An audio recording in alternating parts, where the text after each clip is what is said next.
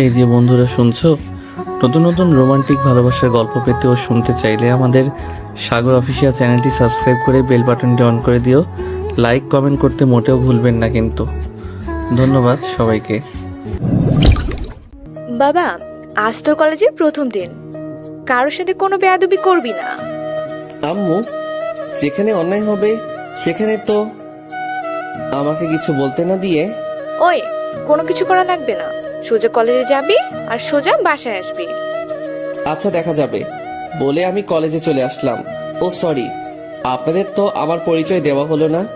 আমি সিয়াম, মায়ের একমাত্র কলিজা। আমার বাসা কুষ্টিয়া। বড় আপু আছে, ও রাজশাহীতে পড়ে। আমারও বাইরে পড়ার ইচ্ছা ছিল, কিন্তু আম্মু আমাকে বাইরে ভর্তি করেনি। ইন্টারমিডিয়েটে বাইরে পড়েছিলাম। বাইরে থাকতে যদি কোনো রকম খারাপ কাজ বলতে অন্যায়ের প্রতিবাদ করতাম, যে যত বড়ই হোক না কেন। আর আব্বু আমাকে সবসময় সাপোর্ট করত। আমার আব্বু এই শহরের নামকরা পুলিশ কমিশনার রশিদ খান, কিন্তু আম্মু ভয় পেত। তার জন্যই আমাকে অনার্সে ভর্তি না করে বাসায় চলে আসতে বলে। আর এইখানে ডিগ্রিতে ভর্তি হয়েছি। আজ আমার কলেজের প্রথম দিন। যাক, অনেক পরিচয় দেওয়া হয়েছে, এখন সামনে কি হয় দেখতে থাকি। তারপরে আমি কলেজের দিকে রওনা দিলাম। কিছুক্ষণ পর কলেজে পৌঁছে গেলাম। কলেজেই ঢুকতেই পাশে থেকে মেয়েলি কণ্ঠে কে যেন ডাক দিল। এই ছেলে। জি, আমাকে বলছেন? তুই ছাড়া তো এখানে আর কেউ নেই। দেখে বুঝলাম এরা কলেজের সিনিয়র আপু। আর একটা মেয়ে সবার মাঝে বাইকের উপরে বসে আছে। শার্ট প্যান্ট হাতে, ব্রেসলেট, পায়ে জুতো, সবকিছু দিয়ে ছেলের মতো লাগছে। জি ভাইয়া, বলেন। ওই, আমাদের দেখে কি তোর ভাইয়া মনে হচ্ছে? তো আপনাদের দেখে কোন দিক দিয়ে মেয়ে মনে হচ্ছে? তোর সাহস তো কম নয়, আমার মুখে মুখে তর্ক করছিস। পাশে তাকিয়ে দেখলাম দুইটা ছেলে কান ধরে উঠবস করছে।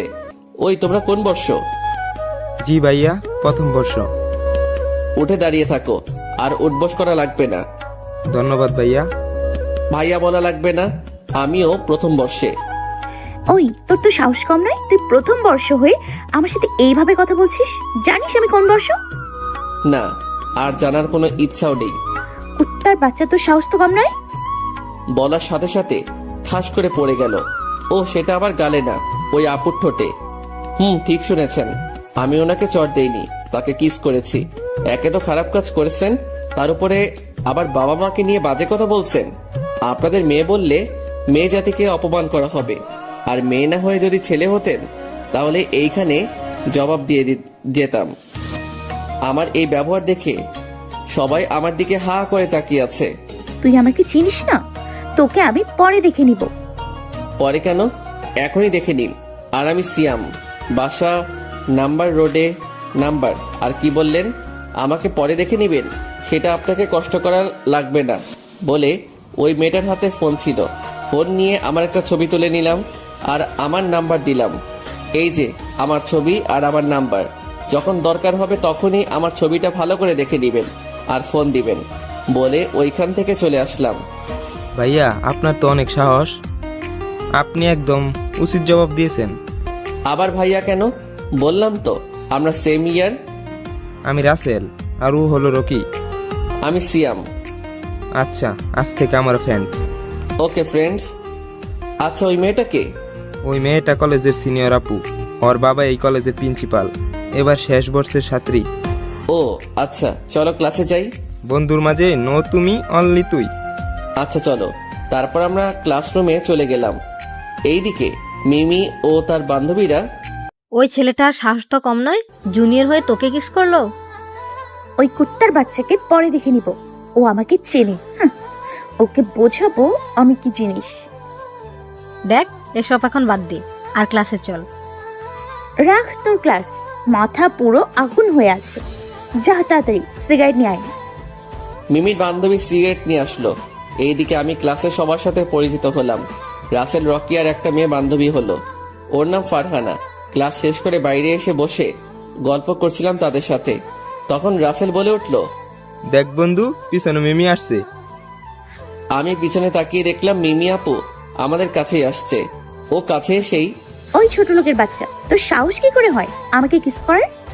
আমাকে কিছু বলতে দেওয়ার সুযোগ না দিয়েই ওর পিছন থেকে হকি স্টিক বের করে গায়ের সর্বশক্তি দিয়ে আমার মাথার উপরে বাড়ি দিল। সাথে সাথে আমার মাথা ফেটে রক্ত বের হতে লাগলো। রক্ত দেখে আমার মাথা গরম হয়ে গেল। আর কিছু না ভেবে সজোরে দিলাম এক চর। মিমি চর খেয়ে তাল সামলাতে না পেরে একটা গাছের সাথে ধাক্কা খেয়ে অজ্ঞান হয়ে গেল। আমার মাথা দিয়ে এখনো রক্ত বের হয়ে যাচ্ছে। এরপর কি হলো আর মনে নেই। চোখ খুলে দেখলাম আমি হাসপাতালে, আর আমার পাশে রাসেল, রকি, ফারহানা বসে আছে। আমার জ্ঞান ফেরা দেখে রাসেল বলল, কি বন্ধু, এখন কেমন লাগছে? ভালো। বন্ধু, কিছু মনে করিস না? তোর আব্বু আম্মুর নাম্বার না থাকায় তাদের কাছে ফোন দিতে পারি নাই।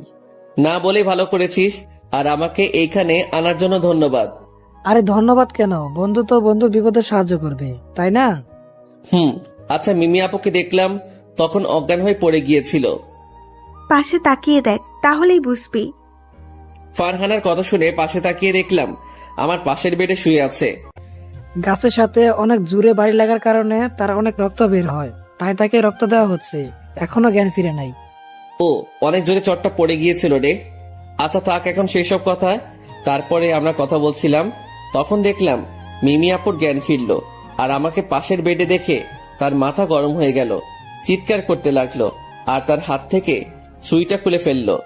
তাতে আরো রক্ত বের হলো। ওই ছোট লোকের বাচ্চা এখানে কেন? আমি ওর সাথে এক রুমে থাকবো না। বলে লাফালাফি করছে।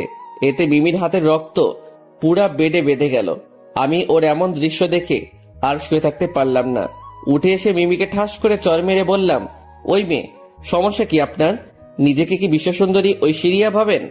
ইগোটা কমাবেন, আর কোনো কথা বলবেন না, চুপ করে থাকবেন। যদি এইবার চিৎকার করতে শুনি তাহলে এই সুই চোখের মধ্যে ঢুকিয়ে দেব। আমার কথা শুনে মিমি আর কোনো কথা বলল না। নার্স সব কিছু ঠিক করে দিল। আমিও আর ওইখানে না থেকে চলে আসলাম। বাসায় ঢুকতেই, এতক্ষণ কোথায় ছিলে? আর বাবা, তোর কি হয়েছে? তোর মধ্যে ব্যান্ডেজ করা কেন? ওহ আম্মু, তুমি এত চিন্তা করো না তো, বেশি কিছু হয়নি, শুধু একটু কেটে গেছে। কিভাবে হলো? রাস্তা পার হতে গিয়ে সামান্য অ্যাক্সিডেন্ট হয়েছে। মিথ্যা বললাম, কারণ যদি সত্যি ঘটনা খুলে বলি তাহলে কাল থেকে আম্মু আর আমাকে কলেজে যেতে দিবে না। দেখে শুনে পার হবি তো। আম্মু এসব বাদ দাও তো, আর আমাকে খেতে দাও, অনেক ক্ষুধা লেগেছে। আচ্ছা, ফ্রেশ হয়ে নে। তারপরে ফ্রেশ হয়ে খেয়ে শুয়ে পড়লাম। মাথাটা একটু ব্যথা করছিল। শুয়ে থাকার কিছুক্ষণ পর ঘুম চলে আসলো। ঘুম ভাঙলো সকাল 8টায়। বাবা, এক ঘুমের সকাল। সকালে উঠে ফ্রেশ হয়ে কোন রকম নাস্তার টেবিলে গেলাম। ওই, আজ দেখে শুনে রাস্তা পার হবি। ওকে আম্মু। তারপরে নাস্তা শেষ করে কলেজে চলে গেলাম। কলেজে গিয়ে দেখলাম রাসেল, রকি বসে আছে। কিরে দোস্ত, কেমন আছিস? ভালো, তোরা? ভালো। কখন আসলি? এই তো একটু আগেই। ও আচ্ছা। তারপরে আমরা বসে আড্ডা দিচ্ছিলাম, তখনই দেখলাম কে যেন পিছন থেকে ডাক দিল। তাকিয়ে দেখলাম মিমি আপু। মিমি আপু আমার কাছে এসেই আমাকে, আসলে আমি সত্যিই দুঃখিত, তোমার সাথে অনেক খারাপ ব্যবহার করেছি। মিমি আপুর কথা শুনে আমি সহ আমার সব বন্ধুরা অবাক হয়ে গেল। কাল পর্যন্ত গুন্ডি বলে চিনতাম, আর আজ একদিনে এত চেঞ্জ। ব্যাপার কি? কিছুই তো বুঝলাম না। অন্য কোনো ধান্দা করেছে নাকি? মনে মনে ভাবলাম। কি হলো, কথা বলছো না কেন? জি আপু, এসব মনে করে নিজেকে ছোট করবেন না। আর ভুল তো আমিও করেছি। না, তোমার থেকে আমিই বেশি করেছি। মিমি, মিমি বলে ডাকি। আপু বলতে কেমন লাগে? আচ্ছা আপু, এসব বাদ দিন এখন। আর তোমার নামটা যেন কি? জি আপু, আমার নাম সিয়াম। উফ, এত আপু আপু করছো কেন? আপনি আমার থেকে সিনিয়র তাই। তো কি হয়েছে, আজ থেকে আমার নাম ধরেই ডাকবে। কি বলছেন আপু এসব? আপনি তো আমার অনেক বড়। ওই, আমি বুড়ি হয়ে গেছি? না না, তাই নয়, আপনি দেখতে যথেষ্ট সুন্দরী। শোনো, আমি তোমার থেকে মাত্র 2 বছর বড়, তাই আজ থেকে আমাকে নাম ধরেই ডাকবে। ওকে আপু। আবারও আপু? সরি মিমি। মনে থাকে জানো। আর তোমার বাবা কি করে? একটা ছোটখাটো ব্যবসা করে। মিথ্যা বললাম, আসলে আব্বু পাওয়ারে চলতে আমার ইচ্ছা করে না। আমি সাধারণভাবেই চলি, আর আমাকে দেখে কেউ বুঝতে পারবে না যে আমার আব্বু এই শহরের নামকরা কমিশনার। মিমির মুখের দিকে তাকিয়ে দেখলাম কেন একটু খুশি লাগলো ওর। যাক, তারপরে আরো কথা বলে বাসায় চলে আসলাম। এই ছিল মিমির আপু থুকু। মিমির সাথে পরিচয় হওয়া। মিমির একটু বর্ণনা দেই। মিমি দেখতে অনেক মায়াবী, লম্বা লম্বা চুল, ঠোঁটের নিচে একটা কালো তিল আছে। কলেজে যে কেউ দেখলে ক্রাশ খাবে, কিন্তু ওর এমন গুন্ডি আচরণ দেখে কেউ ভয়ে কিছু বলতে পারে না, সব সময় ছেলেদের মতো পোশাক পরে থাকে। যাক, তারপরে বাসায় এসে ফ্রেশ হয়ে ঘুমিয়ে গেলাম। ঘুম ভাঙলো ফোনের রিংটনে। ফোন ধরার সাথে সাথে ওই শালা তাড়াতাড়ি চলে আয়, আজ ফাইনাল খেলা আছে। বলে ফোন কেটে দিল।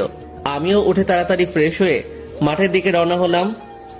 ও, আপনাদের তো বলাই হলো না, তখন ফোন দিয়েছিল আমার ছোটবেলার একমাত্র কলিজার বন্ধু রনি।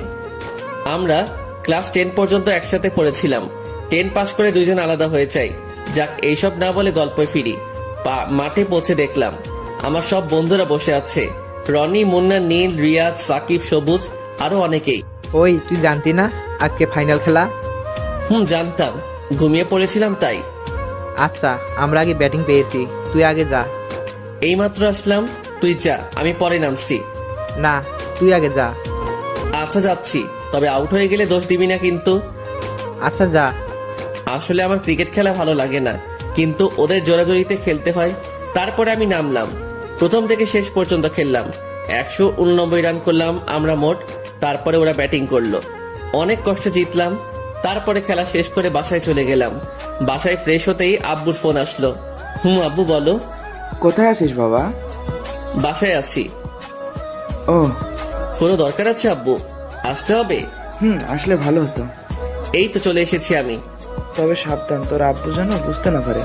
ওকে, তুমি চিন্তা করো না, বলে আমি ফোনটা রেখে দিলাম। কাপড় চেঞ্জ করে বাইরে যেতেই আম্মু বলে উঠলো, আর পরের বার যেন এত রাত না হয়। তারপরে আমি চলে আসলাম আব্বুর কাছে, পুলিশ স্টেশনে। আব্বু বলো। এইমাত্র একটি লোককে ছেড়ে দেওয়া হলো, এখানে তার সবকিছু দেয়া আছে।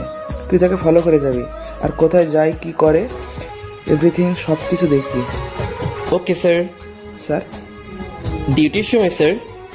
তারপরে আব্বুর কথা মতো ওই লোকটিকে ফলো করতে লাগলাম। আপনারা হয়তো আমার কথা কিছুই বুঝতে পারছেন না। আচ্ছা চলুন ভালোভাবে বুঝিয়ে বলি। আসলে আমার ছোটবেলা থেকে ইচ্ছা যে আমি কোনো সিক্রেট কাজ করব, মানে গোয়েন্দা। কিন্তু আমার আম্মু ভয়ে আমাকে এর মধ্যে ঢুকতে দেয় না, তবে আব্বু সবসময় সাপোর্ট করে। 6 আগে এই গোয়েন্দা বিভাগের মধ্যে আসি, আর এই বিষয়ের জন্য বাইরে থেকে 2 বছর ট্রেনিং নেওয়া আছে। আপনারা হয়তো ভাবছেন এই 2 বছর সময় কখন পেলাম। আমি আগেই বলেছি, আমি 2 বছর বাইরে থেকে লেখাপড়া করে এসেছি। লেখাপড়ার পাশাপাশি এই ট্রেনিং শেষ করেছি। আমার উদ্দেশ্য ছিল এইটা, কিন্তু পড়াশোনাও লক্ষ্য ছিল, তাই দুইটাই করেছি। বিষয়টা শুধু আব্বুই জানে। যাক, এইসব কথা না বলে গল্পে ফিরি। তারপরে আমি সেই লোকটিকে ফলো করে যাচ্ছি। এইটা প্রথম নয়, এর আগেও কয়েকটা সিক্রেট কাজ করেছি। লোকটি একটা পুরনো বাড়ির মধ্যে ঢুকে গেল, আমিও ভিতরে গেলাম। বেশি দূরে না যেয়ে কি চলছে ভিতরে সেটা শোনার জন্য। বস, আমাকে পুলিশ কমিশনার ছেড়ে দিয়েছে। ও কিছু বুঝতে পারেনি তো? না, আমার ওপরে অনেক টর্চার করেছেন, তবুও বলি নাই। সাব্বাস। একটা কথা সব সময় মনে রাখবি, আমাদের লক্ষ্য পৌঁছাতে হবে, না হলে আমাদের বস আমাদেরকে সবাইকে মেরে ফেলবে। ওর কথা শুনে বুঝলাম আরো বড় মাথা আছে। এরা সব চেনাপটি, এদের দিয়ে কিছু হবে না। তবে তাদের কি লক্ষ্য সেটা আগে জানতে হবে। তারপর আমি পিছন থেকে পিস্তলটা বের করে ওদের বসের মাথায় ঠেকিয়ে বললাম, তোরা যতই প্ল্যান করিস না কেন, তোরা কখনো সাকসেস হতে পারবি না।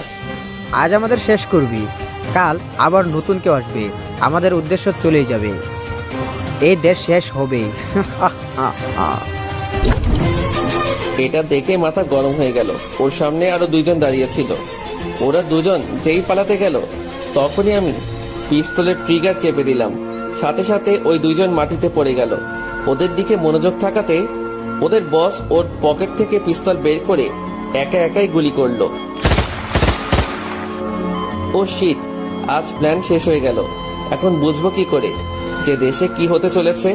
তারপরে ওইখান থেকে চলে গেলাম থানায়। কি হয়েছে, খোঁজ পেয়েছো? জি না, তবে এইটা বুঝতে পেরেছি কিছুদিনের মধ্যেই দেশে অনেক বড় বিপদ হয়ে উঠবে। ও মাই গড, তবে এখন কি হবে? এত চিন্তা করা লাগবে না। এই কাজের দায়িত্ব যখন আমি নিয়েছি, তখন আমি শেষ করব। Best of luck. আর তোমরা যা যা লাগবে সেগুলো নিতে পারো। আমার কিছু লাগবে না, তবে একটা কথা, আজ থেকে আমি আপনাকে স্যার বলেই ডাকবো। কেন? কারণ এখন একটা মিশন শুরু করতে যাচ্ছি, তাই চাই না আমাদের কি সম্পর্ক সেটা জানতে পারে। আর এসব বিষয়ে আম্মুকে কিছুই বলা যাবে না। ও আচ্ছা আচ্ছা। আমি আমার মতো কাজ চালিয়ে যাব, সেটা আপনারা হয়তো প্রথমে আমাকে বুঝতে পারবেন না, তাই আগে বলে রাখছি, আমি যাই করি না কেন এই দেশকে রক্ষা করবই। মানে তোমার কথা বুঝলাম না, কি করতে চাইছো তুমি? সেটা না হয় পরেই বুঝতে পারবেন, আজ আসি বলে বাসায় চলে গেলাম। বাসায় পৌঁছাতে পৌঁছাতে রাত 8টা বেজে গেল। কলিং বেল বাজাতেই আম্মু এসে দরজা খুলে দিল। কোথায় ছিলে এতক্ষণ? আসছে বলে এত সময় লাগে? না মানে আম্মু, বন্ধুদের সাথে আড্ডা দিচ্ছিলাম, তাই রাত হয়ে গেছে, বুঝতে পারি নাই। ও আচ্ছা, ভেতরে যাও, আর পরের বার যেন এত রাত না হয়। জি আম্মু। তারপরে রুমে গেলাম। সত্যি আম্মুরা অনেক অদ্ভুত। ছেলের জন্য মায়ের মন সবসময় ব্যাকুল থাকে, ছেলের জন্য বাসায় ওয়েট করে থাকে। যদি ছেলের বাসায় আসতে রাত 1টাও বাজে, তাও বসে থাকবে ছেলে আসার জন্য। লাভ ইউ আম্মু। আমি আমার আম্মুকে অনেক ভালোবাসি, আর শুধু আমি না, পৃথিবীর সকলেই তার আম্মুকে ভালোবাসে। যাই হোক, তারপরে রুমে এসে ফ্রেশ হয়ে এসে পড়ার টেবিলে বসতেই হঠাৎ ফোনটা বেজে উঠল। ফোনটা হাতে নিয়ে দেখলাম একটা অচেনা নাম্বার থেকে ফোন এসেছে। আসসালামু আলাইকুম। কে আপনি? আপনার হবু বউ।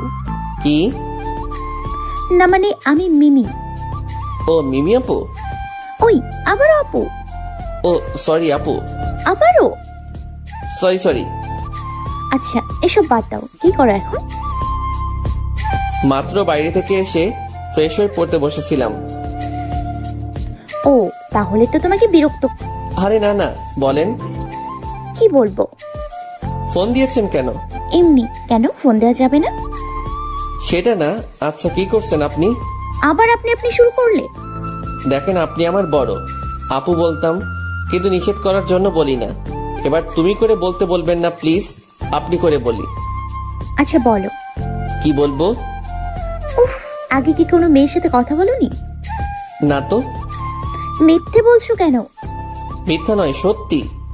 কি বলো, তোমার মতো এত রোমান্টিক মানুষ কারোর সাথে কথা বলে না?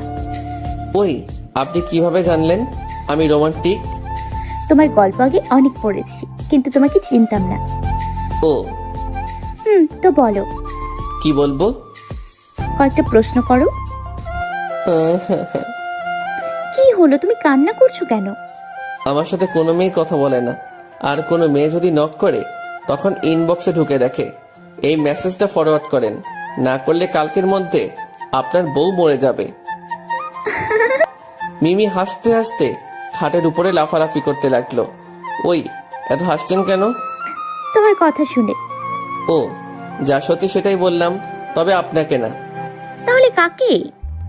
আমার কষ্টের কথা আমি পাঠক পাঠিকাদের কাছে তুলে ধরছি। যাই হোক। আচ্ছা ঘুমাবে কখন? রাত 2টা। এত রাত পর্যন্ত জেগে কি করবে? আমার তো আর বাবু শোনা নাই যে তার সাথে সারা রাত কথা বলবো। তাহলে এত রাত পর্যন্ত কি করবে? 11টা পর্যন্ত পারবো, তারপরে 2টা পর্যন্ত পার্সোনাল কাজ করব। কি এমন পার্সোনাল কাজ যে এত রাত পর্যন্ত জেগে থাকা লাগবে? বললে হাসবেন না তো? আজব তো, হাসবো কেন? না মানে আমার পার্সোনাল কাজ শুনে যদি হাসতে লাগেন। আচ্ছা হাসবো না, বলো। বলবো? বলো। আসলে আমি রাত 2টা পর্যন্ত মুভি দেখি। মানে রাতে কম্বলের নিচে রাত 2টা পর্যন্ত রোমান্টিক মুভি দেখি। আচ্ছা এই জন্যই তো ভাবি আপনি এত রোমান্টিক গল্প লিখেন কিভাবে। কিভাবে? এই যে তুমি রোমান্টিক মুভি দেখতে দেখতে তুমিই রোমান্টিক হয়ে গেছো। ও তাই? আচ্ছা পরবর্তী গল্প কষ্টের দিব। সেটা পরে দেখা যাবে। আর আজ থেকে তাড়াতাড়ি ঘুমিয়ে পড়বে, কেমন? পারবো না তো, অনেক কষ্টে এমন অভ্যাস গড়ে তুলেছি। ইস, আমার কি সুন্দর অভ্যাস গো। তারপরে মিমির সাথে আরো অনেক কথা বললাম। ফোন কেটে দিয়ে ঘড়ির দিকে তাকিয়ে দেখলাম 1টা বেজে গেছে। এতক্ষণ কথা বললাম, জীবনের প্রথম কোনো মেয়ের সাথে এত কথা বললাম। এইটা শুধু গল্পেই, কারণ বাস্তবে আমার এক্স কালনাগিনীর সাথে কথা বলেছি। যাক, তারপরে ঘুমিয়ে গেলাম। পরের দিন সেটা না হয় কালকে জানা যাবে। ফোন কেটে দিয়ে ঘড়ির দিকে তাকিয়ে দেখলাম 1টা বেজে গেছে। যাক, তারপরে ঘুমিয়ে পড়লাম। সকালে ঘুম ভাঙলো আম্মুর ডাকে। উঠে ফ্রেশ হয়ে কলেজে চলে গেলাম, কারণ কলেজে না গিয়ে ওই কাজ করলে আম্মু বুঝতে পারবে। দুটাই একসাথে করা লাগবে। কলেজে গিয়ে দেখলাম রাসেল রকি বসে আছে। কিরে দোস্ত, কেমন আছিস? এই তো ভালো, তুই? ভালো। কিরে, তোর আবার কি হলো? এইভাবে মন খারাপ করে বসে কেন? আমি রকিকে উদ্দেশ্য করে বললাম, ওই শালা তো রোমিও হয়ে গেছে। মানে? ফারহানাকে ভালোবাসে, কিন্তু ফারহানা অন্য একটা ছেলেকে ভালোবাসে। আরে কলেজে কি মেয়ের অভাব নাকি? একটা গেছে অন্যটার পিছনে যা। না দোস্ত, আমি ওকে অনেক ভালোবাসি। কিন্তু তোকে তো ও ভালোবাসে না। সেই জন্য তো তোকে বললাম, এখন তুই সাহায্য করবি, কিভাবে করবি সেটা জানি না। ওই, আমি সাহায্য করব মানে? তুই যা শুনেছিস সেটাই, কিভাবে করবি সেটা তোর ব্যাপার, কিন্তু ফারহানা যেন আমার হয়। আমি পারবো না। পারবি না তো? অবশ্যই না। আচ্ছা দেখ আমি কি করি। আচ্ছা দেখি কি করিস। তারপরে রকি সবাইকে উদ্দেশ্য করে বলল, একটা ছেলে কথা আপনাদের কাছে বলি। একটা ছেলে যে ডিগ্রি প্রথম বর্ষে পড়ে, আর একটা মেয়ে শেষ বর্ষে পড়ে। তাদের প্রথম ঝগড়া দিয়ে শুরু হয়, পরে কিসিং, কেয়ারিং, আর এখন তাদের মধ্যে প্রেম চলছে। জুনিয়র সিনিয়রের প্রেম চলছে। তাদের নাম শুনবেন না? রকির কথা শুনে বুঝতে পারলাম ওই শালা আমার কথাই বলছে, তাই ওকে কিছু বলতে না দিয়ে বসিয়ে দিলাম। ওই শালা চুপ। আগে তুই বল সাহায্য করবি। আচ্ছা আচ্ছা করব। ওকে বন্ধু। রাখ তোর বন্ধু।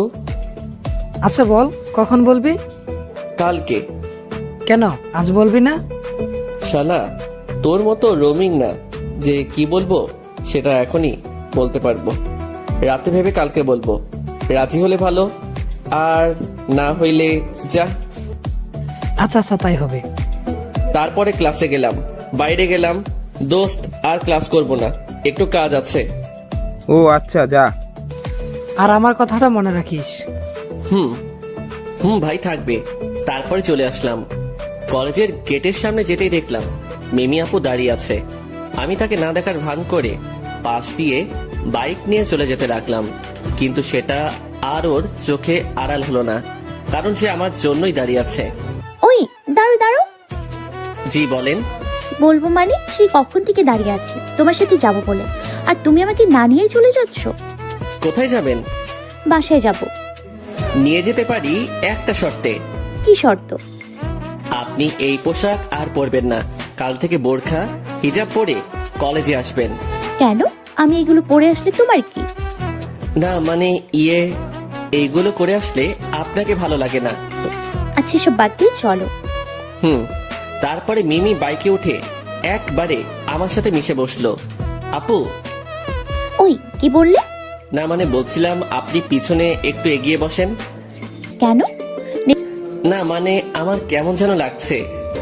নিজেকে কন্ট্রোল করতে পারবে না তার জন্য বলছো, তাই তো? থাক, আর এত অবাক হওয়া লাগবে না, চলো। তারপরে বাইক চালাতে লাগলাম। মিমি আস্তে আস্তে আমার আরো অনেক কাছে চলে আসলো। এত কাছে আসলো যে তার গরম নিঃশ্বাস আমার ঘাড়ে পড়ছে। ইস, আমার সারা শরীর যেন কেঁপে উঠলো। একটা অনুভূতি কাজ করছিল, সেটা কাল পর্যন্ত আমার মাঝে ছিলই না। যাক, তারপরে আর বেশি চিন্তা করতে গেলে অ্যাক্সিডেন্ট করে ফেলবো। তারপরে মিমি আপুকে নামিয়ে দিয়ে এসে চললাম আমার উদ্দেশ্যে। কোথায় তুমি? আর কোনো কিছুর খবর পেয়েছো? না ভাইয়া, তেমন কিছু পাইনি। এই কয়েকদিন কিছু অদ্ভুত ব্যাপার লক্ষ্য করছি। আচ্ছা তুমি এখানে আসো বলে আমি ফোনটা কেটে দিলাম। ও হচ্ছে রাজ, ওর সাথে 2 বছর গোয়েন্দা বিভাগে একসাথে ট্রেনিং করেছিলাম। ওর থেকে আমি 1 বছরের বড়। যাক, তারপরে ওর বলা জায়গায় চলে আসলাম। বলো এবার, কেমন অদ্ভুত ব্যাপার দেখছো? ভাইয়া, আমি কয়েকদিন ধরে লক্ষ্য করে দেখলাম হাসপাতালে যে কোনো রোগী অপারেশন রুমে ঢুকলেই রোগী মারা যাচ্ছে বলে বোঝানো হচ্ছে, কিন্তু কাল একদিনই 25 জন মারা গিয়েছে। হোয়াট? Are you sure? আচ্ছা শুনো, তুমি কাল থেকে ওই হাসপাতালটা ফলো রাখবে। কি হচ্ছে সেটা আগে জানতে হবে। জি ভাইয়া। তবে সাবধান, কেউ যেন বুঝতে না পারে যে তুমি তাদেরকে ফলো করেছো। ওকে ভাইয়া। তারপর আমি বাসায় চলে আসলাম। বাসায় এসে ফ্রেশ হয়ে রুমে গেলাম। বিকেলে বাইরে বের হলাম না, রাতে রুমে বসেছিলাম। বসে থাকতে ভালো লাগছিল না, তাই মিমির কাছে ফোন দিলাম। একবার রিং বাজতেই সাথে সাথে ধরে ফেললো। মনে হয় ও অপেক্ষায় করে আছে। এই যে মিস্টার, কি ব্যাপার? আজ আপনি আমাকে ফোন দিলেন? না মানে একা একা বসে বোর হচ্ছিলাম, তাই ফোন দিলাম। আম্মুকে বোর দূর করার জিনিস এনে দিতে বললেই তো হয়। মানে? ইস, ছোট্ট বাবুটা আমার মানে বোঝে না। কি বলছেন এইসব? বলছি যে তোমার আম্মুকে বলো তোমার বিয়ে দিতে, তাহলে আর বোর হবে না। আমার মতো এত বাচ্চা শিশুকে কে মেয়ে দিবে? কি তুমি বাচ্চা? আজ বিয়ে দিলে কাল 11 ছেলের বাবা হয়ে যাবে। আমার এত এনার্জি নেই, এক রাতেই 11 ছেলের বাবা হয়ে যাব। হাসির কি হলো? কিছু না। তুমি জানো যে তুমি অনেক সুন্দর করে কথা বলতে পারো? কই সুন্দর করে কথা বলি? বলো তো, যে কোনো মেয়ে প্রেমে পড়ে যাবে। যদি পড়তো তাহলে হুদাই আমাকে কষ্ট করে একা থাকা লাগতো না। জীবনেও তো কোনো মেয়ে নক করবে না, আর যদিও করে তাহলে কারো SMS ফরওয়ার্ড করবে। সামনে 2021 সাল আসছে, এখন তো পাগল করে দিবে। বলছি, কেউ নতুন বছরের শুভেচ্ছা জানাবেন না? বলতে যদি ইচ্ছাই থাকে তাহলে ভালোবাসি বলতে পারেন। যাক, আপনাদের সাথে না বকে গল্পে ফিরি। কই কেউ তো পড়ছে না। আশেপাশে ভালো করে খুঁজে নেবে, তাহলেই পাবে। ও ধন্যবাদ। মিমিকে রাগানোর জন্য বললাম। যদিও আমাকে পছন্দ করে তাহলে ও রেগে যাবে। এই যে আপনি এত সুন্দর একটা আইডিয়া দিলেন, তবে একটা মেয়ে আছে, আগে থেকে বোঝাতে হবে। ওই কোন মেয়ে? আমার এইখানেই পাশের বাসার মেয়ে। ও এবার ইন্টার 2য় বর্ষে পড়ে, দেখতেও অনেক কিউট। কিউট না ছাই? আপনি তো আইডিয়া দিলেন। আমি বলেছি আশেপাশে মানে একেবারে পাশে না, একটু দূরে, যার সাথে তোমার পরিচয় আছে। ও এমন মেয়ে আছে তো? তাকেই বলো। ওর নাম ফারহানা, আমার সাথেই পড়ে। ওর বাসাও দূরে, আবার ভালো মিল আছে। দূর, ওর সাথেই কথা বল। বলে ফোন কেটে দিল। আমি জানি ও রাগ করে ফোন কেটে দিয়েছে। কাল কলেজে গিয়ে কথা হবে, তাই আর ফোন দিলাম না। রাতে খাওয়া দাওয়া শেষ করে ঘুমাতে যাব, তখনই ফোনটা বেজে উঠল। ফোন হাতে নিয়ে দেখলাম রাজ ফোন দিয়েছে। রাজ বলো। ভাইয়া, ওই হাসপাতালে একটা সিকিউরিটি গার্ড নেবে মর্গ দেখাশোনা করার জন্য। আপনি বললে আমি ওইখানে নিযুক্ত হতে চাই। তোমার সমস্যা হবে না তো? না ভাইয়া। আচ্ছা, হয়ে যাও, আর সব ইনফরমেশন গুলো আমাকে জানাবে। ওকে ভাইয়া। তারপরে ফোনটা কেটে দিলাম। রাতে শুয়ে শুয়ে মিমির কথা ভাবছিলাম। ও তখন রেগে ফোনটা কেটে দিল কেন? তাহলে কি মিমিও আমাকে পছন্দ করে? কিন্তু ও তো আমার 2 বছরের সিনিয়র। আমাদের সমাজ তো এইটা কখনোই মেনে নিবে না। আমিও এই কয়দিনে ওকে পছন্দ করে ফেলেছি, কিন্তু ওই একটাই ভয় আমার মনের মধ্যে চলছে। আচ্ছা, এইসব পরে ভাবা যাবেনি বলে ঘুমিয়ে পড়লাম। পরের দিন ঘুম থেকে উঠে কলেজে চলে গেলাম। কলেজে গিয়ে দেখলাম শালা রকি বসে আছে গেটের সামনে। এখন যে কি করি? কালকে ওকে বলেছিলাম যে আজ বলবো, কিন্তু কি বলবো? কাল রাতে মনে করেছিলাম মিমির কাছে থেকে জেনে নিব, কিন্তু সেও তো রাগ করে ফোনটা কেটে দিয়েছিল। কি যে করব এখন? ওকে না দেখার ভান করে পাশ কেটে চলে যেতে লাগলাম। হঠাৎ পিছনে থেকে কে যেন আমার ঘাড়ে হাত দিল। কোথায় যাচ্ছ ভাইয়া? কালকের কথা মনে নেই? আরে রকি, তুই কখন আসলি? ভাই, তুই বাংলা সিনেমায় চান্স পেয়ে যাবি। মানে? এত সুন্দর অভিনয় তো শাকিব খানও করতে পারে না। শালা, আমাকে না দেখার বান করে চলে যাচ্ছ, তাই না? আরে না, তোকে দেখতে পাইনি। এই 5 ফুট গেটের সামনে 6 ফুট মানুষ দাঁড়িয়ে আছে, আর তুই কিনা বলছিস তাকে দেখতে পাচ্ছিস না? সত্যি বলছি ভাই। থাক এইসব কথা, বাদ দে। আর আজকে যেভাবেই হোক ফারহানাকে তুই রাজি করাবি। না মানে হয়েছে কি ভাই? ওই, তোর কোনো কথাই শুনতে চাই না। ওই তো ফারহানা আসছে, যা ওর কাছে বলে এক ধাক্কা দিয়ে ওকে পাঠিয়ে দিলাম। আরে সিয়াম, কেমন আছিস? ভালো, তুই? ভালো। এ কি, তোর হাত পা কাঁপছে কেন? কিছু বলবি নাকি? না মানে হ্যাঁ। আচ্ছা বল। ভালো বা আমাকে কিছু বলতে না দিয়ে? সরি দোস্ত, আমার বয়ফ্রেন্ড আছে। দূর, আমার কথা না শুনে আগে কথা আটকিয়ে দিলি।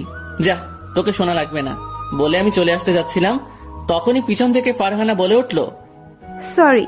আচ্ছা বল এবার।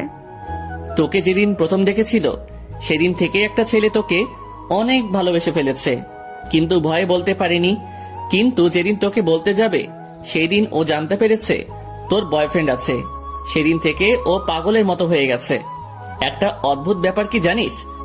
কি? তোকে পছন্দ করার আগেই ও ওর আম্মুকে বলেছিল। ওর আম্মুই ওকে প্রপোজ করতে বলেছিল সেই দিন, কিন্তু আর হলো না। ওর আম্মু তোকে পছন্দ করেছিল। এর মানে বুঝতে পারছিস?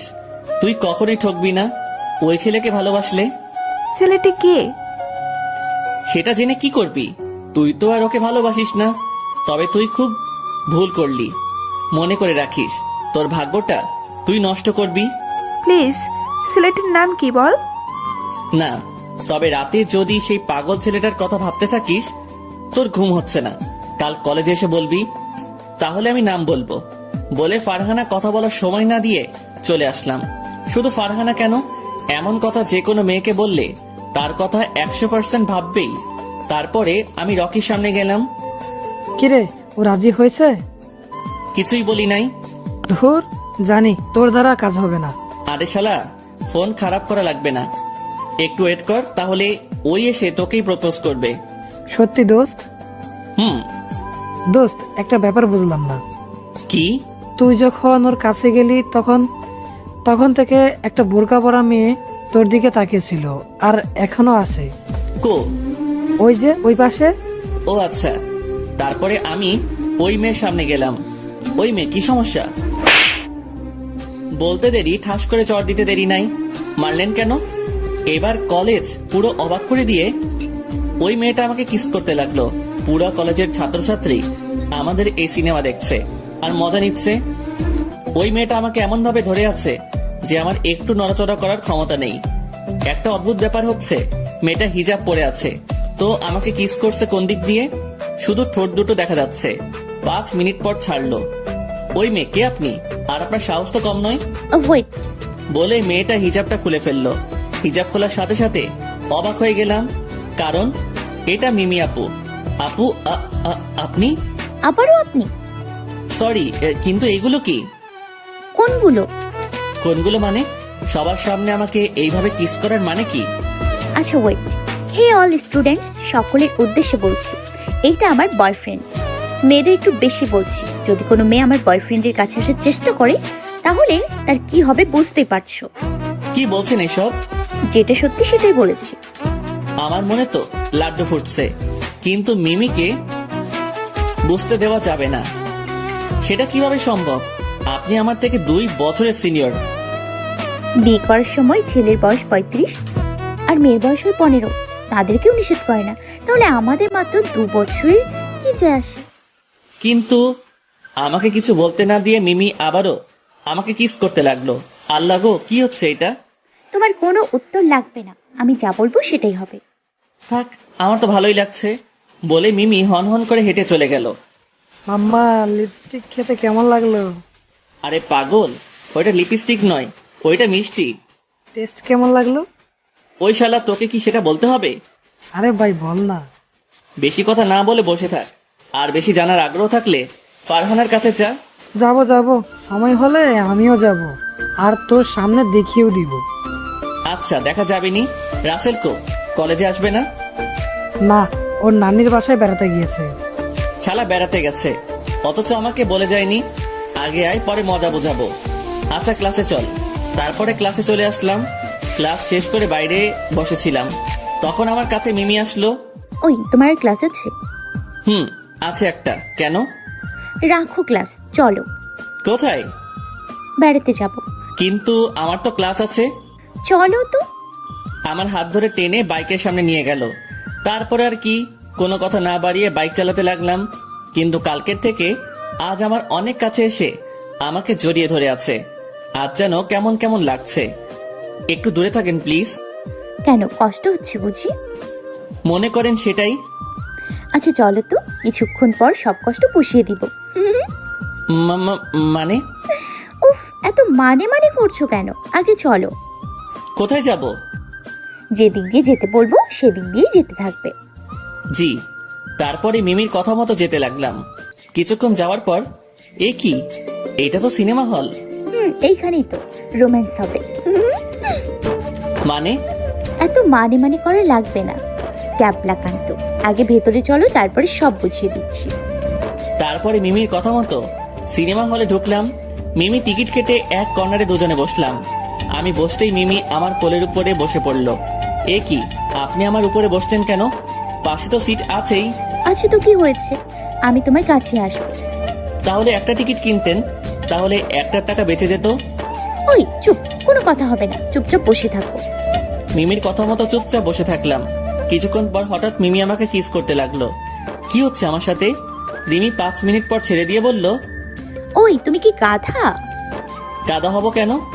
সেটাই তো মনে হচ্ছে। কেন? আচ্ছা, এক হাতে কি কখনো তালি বাজে? না। আমাদেরও তাই হয়েছে। মানে সেটা পাশে তাকালেই বুঝবে। মিমির কথা মতো আমার পাশে তাকিয়ে দেখলাম একটা ছেলে একটা মেয়েকে কিস করছে। ওরা তো কিসিং করছে। সেটা তো করছে, কিন্তু ওদের মতো আমাদের কোনটা মিল নেই দেখো তো। আমি ভালোভাবে দেখে বললাম, কই, সবই তো ঠিক আছে। এই জন্যই তো তোমাকে গাধা বলি। এবার আচ্ছা দেখো, ওরা একে অপরকে রেসপন্স করছে, আর কিসিং এ এটাই আসল। একজন আরেকজনকে রেসপন্স না করলে সেই কিসিং এর মজা হয় না। আচ্ছা, আপনি এত কিছু জানলেন কিভাবে? টিভিতে দেখে শিখেছি। ও এইবার শুরু করবে, আর আমি যেভাবে যেভাবে করব তুমি আমার সাথে সেভাবে সাড়া দিয়ে যাবে। আচ্ছা। আচ্ছা বলতে দেরি, মিমির অ্যাটাক করতে দেরি নাই। মিমি আমার ঠোঁট চুষতে লাগলো, আমিও মিমির সাথে রেসপন্স দিতে লাগলাম। এইভাবে অনেকক্ষণ চললো। মিমি এখনো আমার কোলের উপরে বসে আমাকে শক্ত করে জড়িয়ে ধরে কিস করেই যাচ্ছে। এইভাবেই চলতেই যাচ্ছে। আমারও অনেক অনেক অনেক অনেক অনেক ভালো লাগছে। এমন মজা জীবনে কখনো পাইনি। জীবনে প্রথম কিস মিমির সাথেই, আবার সেটা যদি হয় সিনিয়র আপুর সাথে, উফ, মজাই আলাদা। আমাকে বেশি কষ্ট করা লাগবে না, কারণ সিনিয়ররা বোঝে কখন কি করতে হয়। যাক, তারপরে এইভাবে আরো 1 ঘন্টা চলার পর এখন বন্ধ হয়ে গেল। কেমন লাগলো বাবু? পুরাই রসের হাড়ি। আরো লাগবে নাকি? মন্দ হয় না, তবে এইবার হবে আমার স্টাইলে বলে আমি মিমির গাল ধরে শুরু করে দিলাম ফিল্ম স্টাইলে। এইভাবে আরো 1 ঘন্টা চললো। ছেড়ে দেওয়ার পর, ওয়াও, তুমিও তো সেই পারো। পাগলি, আমি একজন রাইটার। তাই তো। সরি, আমি আপনাকে পাগলি বলে ফেলেছি। আরে পাগল, আমি তো তোমার পাগলি, আর আজকে আমাকে পাগলি বলেই ডাকবে। ওকে, 2 ঘন্টার মুভি, আমরা 2 ঘন্টা কিসিং এই শেষ করে দিলাম। অনেক ভালো, তাই না?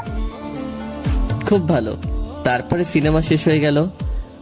আমরা তো আর সিনেমা দেখি নাই। সিনেমা হল থেকে বের হয়ে মিমিকে নিয়ে চলে আসলাম। তারপরে তাকে বাসায় নামিয়ে দিয়ে বাসায় চলে আসলাম।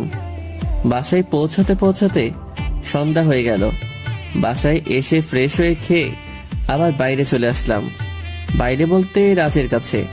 ও আমাকে ফোন দিয়েছিল, তাই এখন আমি ওর কাছে যাচ্ছি। কিছুক্ষণ পর রাজের কাছে পৌঁছে গেলাম। রাজ বলো। সরি ভাইয়া, এখানে কিছুদিন ধরে বড় ধরনের কিছু চলছে, কিন্তু আজ পর্যন্ত কিছুই বুঝতে পারছি না। আচ্ছা, তুমি কি শিওর যে এই হাসপাতালে কোনো সমস্যা চলছে? অনেক বড় ধরনের কিছু চলছে, কিন্তু কি সেটাই বুঝতে পারছি না।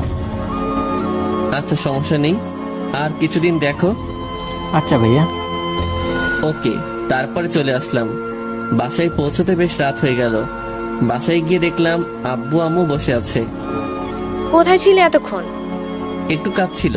কি কাজ শুনি? আসলে ওই তো লেখাপড়ার পাশাপাশি আউটসোর্সিং এর কাজ চলছে। তাই তোমাকে ভয়ে বলতে পারি না। এই কথা? ভয়ের কি আছে? এমনি আম্মু। কিন্তু তোর তো ল্যাপটপ নেই। আম্মু, আব্বুকে ল্যাপটপ কিনে দিতে বলেছি, কিন্তু আব্বু দিচ্ছে না। কেন দিচ্ছে না? জানি না। ওই, সিয়ামকে ল্যাপটপ কিনে দিচ্ছ না কেন? না মানে। কোনো মানে নয়, কাল যেন কিনে দেয়া হয়। আচ্ছা। আমি তো মনে মনে সেই খুশি, এতদিন পর ইচ্ছা পূরণ হচ্ছে। সুযোগের সদ্ব্যবহার করে নিলি? কি বললে? কাউকে কিছু না তো? আব্বু আমার আম্মুকে দেখে সেইরকম ভয় পায়। থ্যাঙ্কস আম্মু। তারপরে রুমে চলে গেলাম। রাতে খাওয়া দাওয়া শেষ করে কম্বলের মধ্যে ঢুকে মুভি দেখছিলাম। রাত 1টা ছুঁই। হঠাৎ ফোনটা বেজে উঠল। দেখলাম মিমি ফোন করেছে। এই রে, এখন যদি ফোন ধরে বলি আমি মুভি দেখছি তাহলে আমাকে শেষ করে দিবে। প্রথমবার ফোন ধরলাম না, পরের বার ফোন ধরলাম। বলেন। কি করছিলে তুমি? ঘুমাচ্ছিলাম তো। মিথ্যে বলবে না, সত্যি করে বলো। না মানে হয়েছে কি? থাক, আর বলা লাগবে না। এক্ষুনি চলে আসো আমার বাসায়, ঘুম হচ্ছে না আমার। মাথা ঠিক আছে আপনার? এখন রাত 1টা বাজে, তার উপর শীতের রাত। এত কিছু জানি না, এক্ষুনি আসবে সেটাই জানি। বলে ফোন কেটে দিল। এইদিকে আমি পড়লাম মহাবিপদে। এত রাতে ঠান্ডার সময় বাইরে যাব কি করে? কিন্তু না গেলেও তো হবে না। ধুর, আর কিছু না ভেবে উঠে ফ্রেশ হয়ে বের হয়ে আসলাম। ওর বাসা থেকে আমার বাসা বেশি দূরে ছিল না, তাই বেশি একটা সময়ও লাগলো না। ওর বাসায় পৌঁছালাম, কিন্তু ওর বাসা তো 2 তলা। এখন বুঝবো কি করে ওর রুম কোনটা? উপরে রুমে দেখলাম লাইট জ্বলছে, ভাবলাম ওইটাই ওর রুম।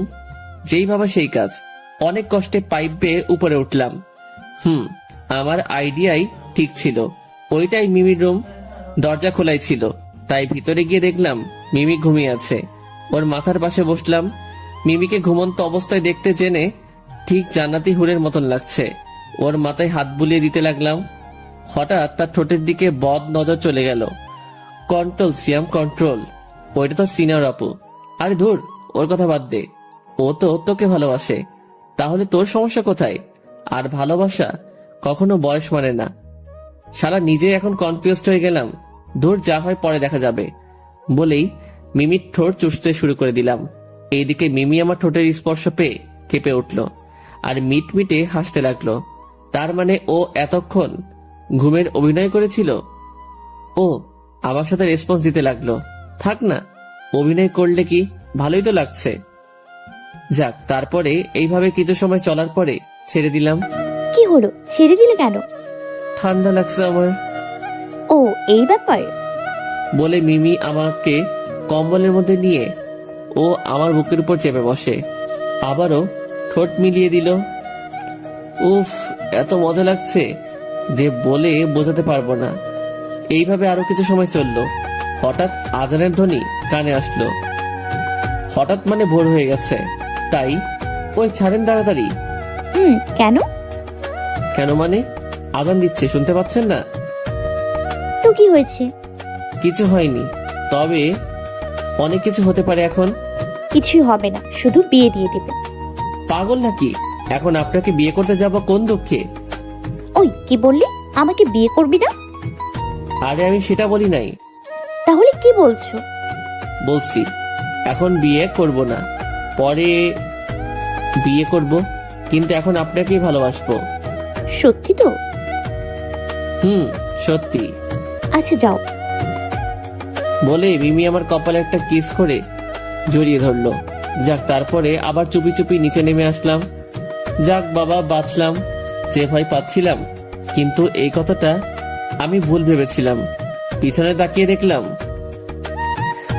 জিনিস, হাতে জিনিস নিয়ে দাঁড়িয়ে আছে। মানে দারোয়ান তো নয়, যেন উগান্ডাই থেকে আসা নিগ্রো। তার উপরে হাতে থাকা চকচকে তেল দিয়ে মালিশ করা লাঠি। বুঝতেই পারছি আজ কপালে শনি আছে। আসসালামু আলাইকুম চাচা। চাচার নাম কি? চাচার বাসা কোথায়? এসব কথা বাদ দিয়ে বলো, উপরে কি চলছিল? কোন উপরে চাচা? ওই যে 2 তলায়। বলে চাচা হাত দিয়ে দেখালো।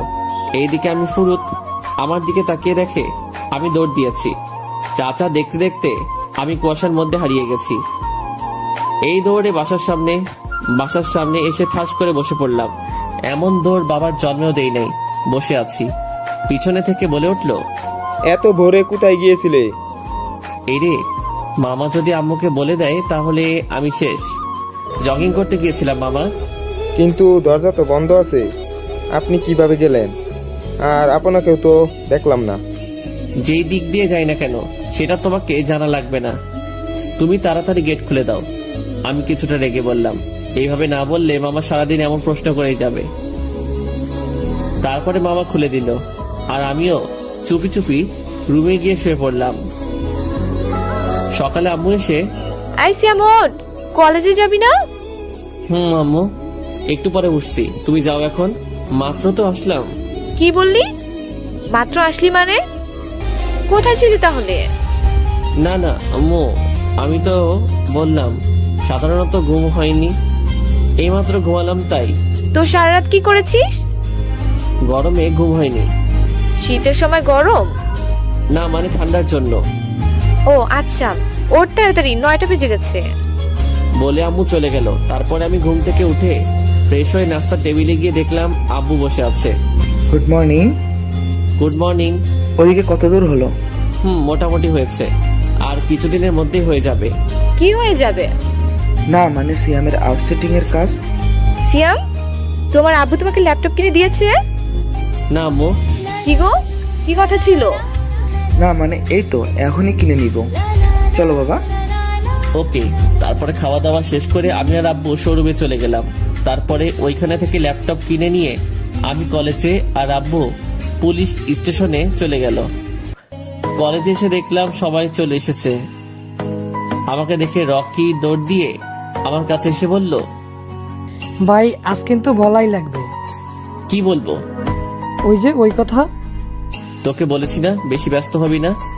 ওই তোকে ভালোবাসার কথা বলবে। সেটা কি আমাকে বুড়ো হওয়ার পরে বলবে? না অপেক্ষা কর, হয়ে যাবে। আচ্ছা।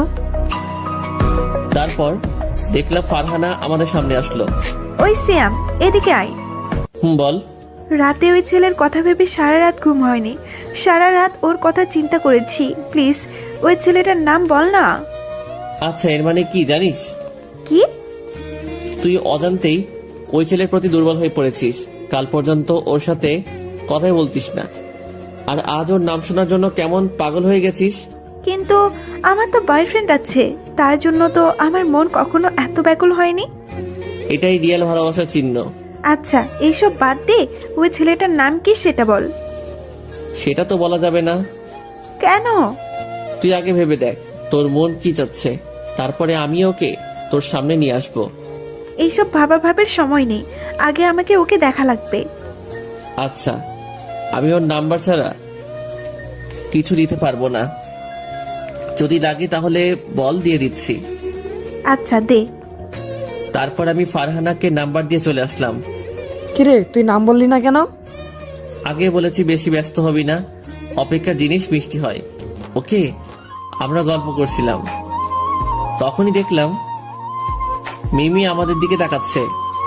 দোস্ত দেখ, সিনিয়র ভাবি আসছে। মানে? তোর সিনিয়র আপু থুকু গার্লফ্রেন্ড আসছে। দেখ, ফাজলামো না করে বসে থাক। এদিকে মিমি আমাদের কাছে এসে বলল, হাই সিয়াম, হ্যালো। তোমাদের মাঝে কি বসতে পারি?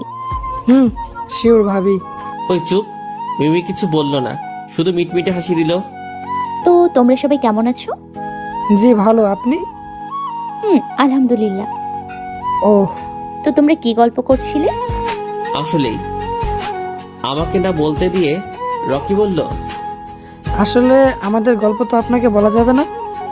কেন? সিয়াম, ওই গল্পটা তো বলা যাবে না, তাই না? কি বলছিস? কোন গল্প? ওই যে ওই গল্প। কি গল্প আমাকে বলো। আসলে ও ফারহানাকে ভালোবাসে, আর ও ভাবছে আজ তাকে প্রপোজ করবে। কি বললে? আপু, ফারহানা আমাদের বান্ধবী, আর ফারহানা সিয়ামকেও পছন্দ করে। ওই কি বলছিস এসব? যেটা সত্যি সেটাই বলেছি, তুই কিছু মনে করিস না বন্ধু। মিমি আমার দিকে অগ্নি দৃষ্টিতে তাকিয়ে আছে। আল্লাহ গো, কি হবে এখন কিছুই বুঝছি না। রকি আমার দিকে তাকিয়ে মুচকি মুচকি হাসছে। শালা তোর মজা পরে বোঝাবো, আগে ঝড় সামনে নেই। আমার সাথে একটু আসো তো। কোথায়? ওইদিকে একটু কাজ আছে। কি কাজ? এখানেই বলবি না? আগে আসো, পরে বলছি। বলে মিমি আগে চলে গেল। শালা তোর মজা পরে বোঝাবো। তোর যদি প্রেমে বাস না দেয়, আমার নাম সিয়াম না। এমন বলিস না দোস্ত। ওকে আর কিছু বলতে না দিয়ে মিমির পিছনে পিছনে যেতে লাগলাম। মিমি হেঁটেই যাচ্ছে। আল্লাহই জানে এখন কি হতে চলেছে। তারপরে দেখলাম মিমি একটা রুমে ঢুকে পড়লো। আমার দরজার সামনে দাঁড়িয়ে আছি।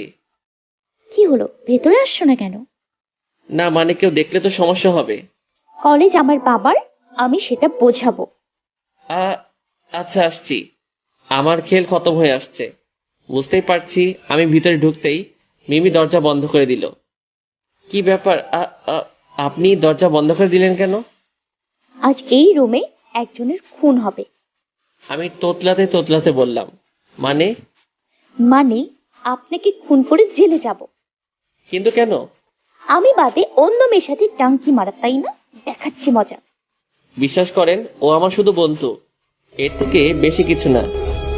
শুধু বন্ধু, তাই না? তাহলে ও ওই কথা কেন বললো? আপনাকে রাগানোর জন্য বলেছে। থাক, আমি নিজের চোখে দেখেছি, তোমাকে আর কিছু বলার লাগবে না। না মানে? ওই চুপ, কোনো কথা হবে না। মিমির কথা শুনে আমি চুপচাপ মাথা নিচু করে দাঁড়িয়ে আছি। এর শাস্তি আজ পেতেই হবে। সরি। চুপ, কোনো কথা বলবে না। আর কিছু বললাম না। তারপরে অবাক করে মিমি আমাকে ঠাস করে কিস করতে লাগলো। আমি তো পুরাই অবাক, কি করছে মিমি? 5 মিনিট পর ছেড়ে দিল। কেমন সারপ্রাইজ দিলাম বাবু? মানে আগে ভয় পরে মিষ্টি। আমি জানি তুমি কেমন, তাই কারোর কাছে থেকে তোমার বর্ণনা নেওয়া লাগবে না। তোমার প্রতি আমার অনেক বিশ্বাস আছে। এর জন্য এত কিছু? হুম হুম। তাই বলে এইভাবে রাগ দেখাবে?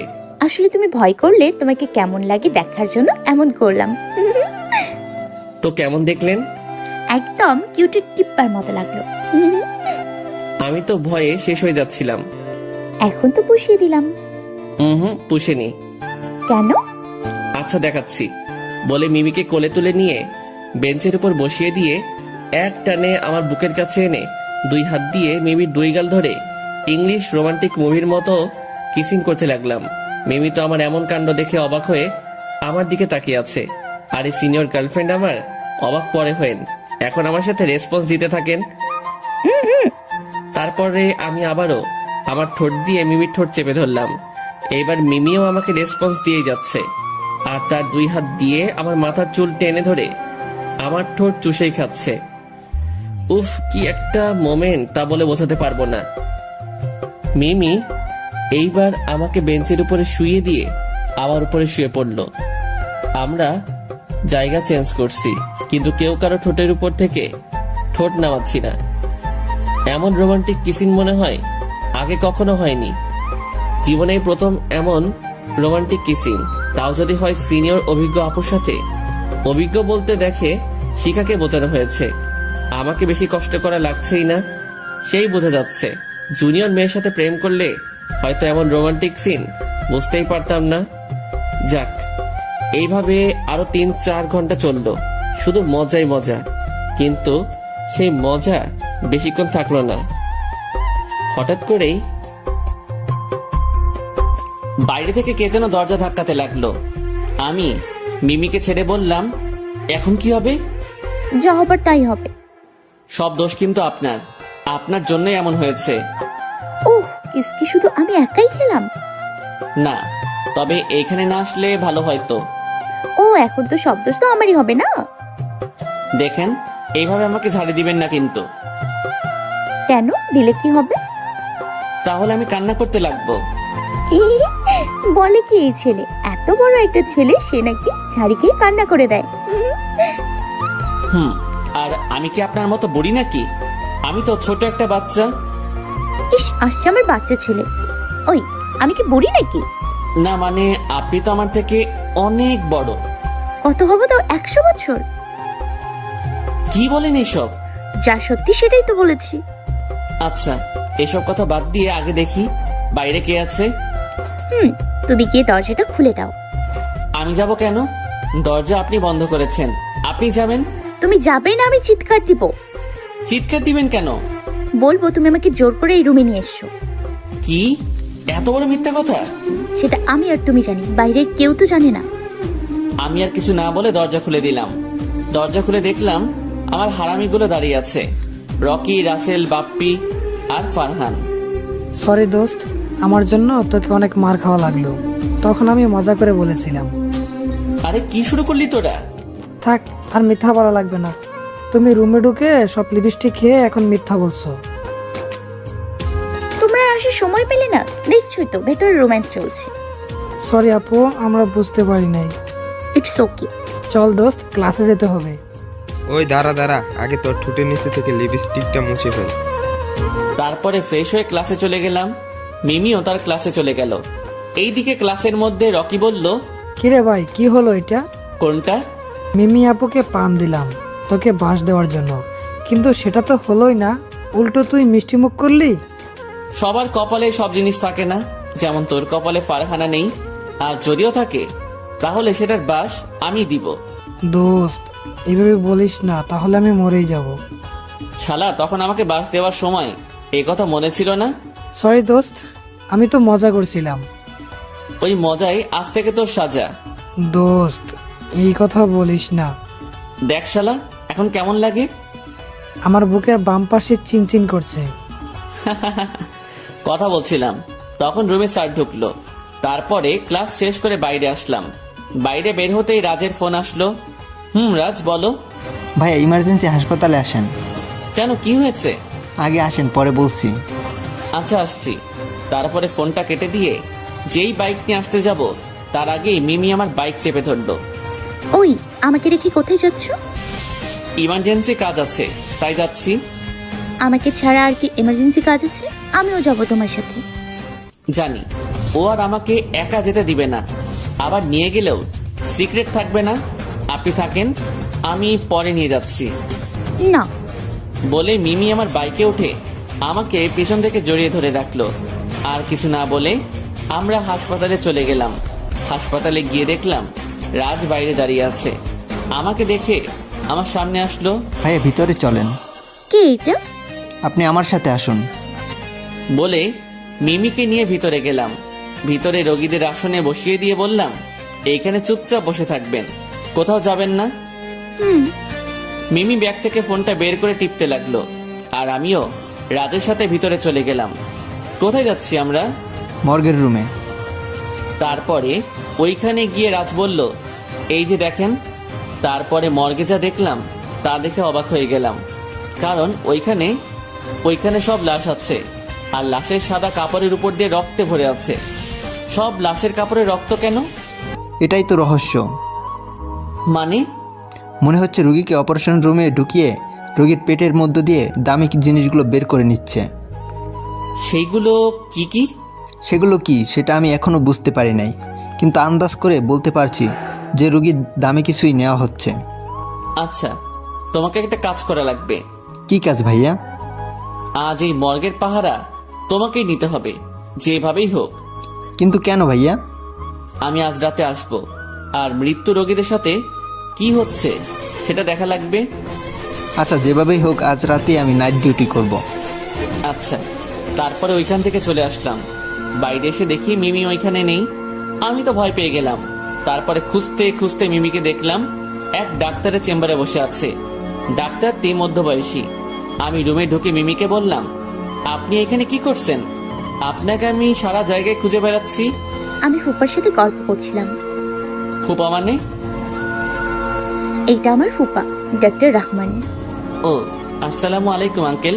ওয়ালাইকুম আসসালাম। আচ্ছা, তখন এত তাড়াতাড়ি ওখান থেকে আসলে কেন? তুমি তো কিছুই বললে না।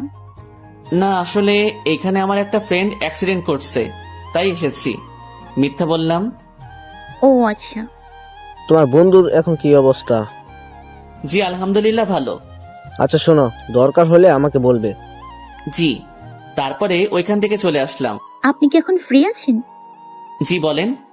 তাহলে আমাকে নিয়ে আজ পুরা কুষ্টিয়া শহর ঘুরে বেড়াতে হবে। আচ্ছা, কোথায় যাবেন বলেন। এসবের থেকে ভালো জায়গা, আশেপাশে কেউ থাকবে না, যেখানে তুমি আর আমি থাকবো। আচ্ছা চলেন।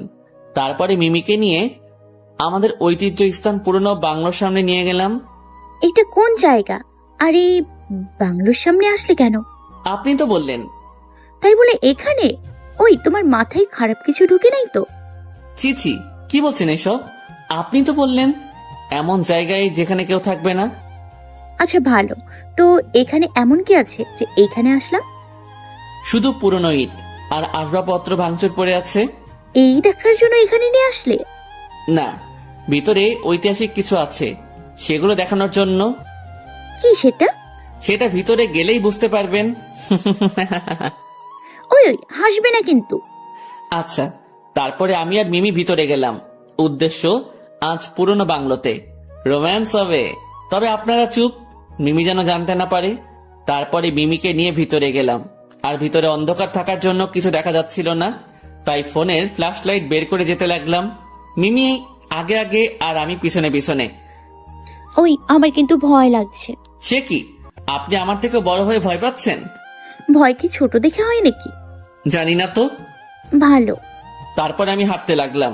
হঠাৎ করে জোরে কিছু উড়ে যাওয়ার শব্দ শুনে মিমি পিছন ফিরে আমার দিকে এক লাফ দিয়ে আমার কোলে উঠে পড়ল।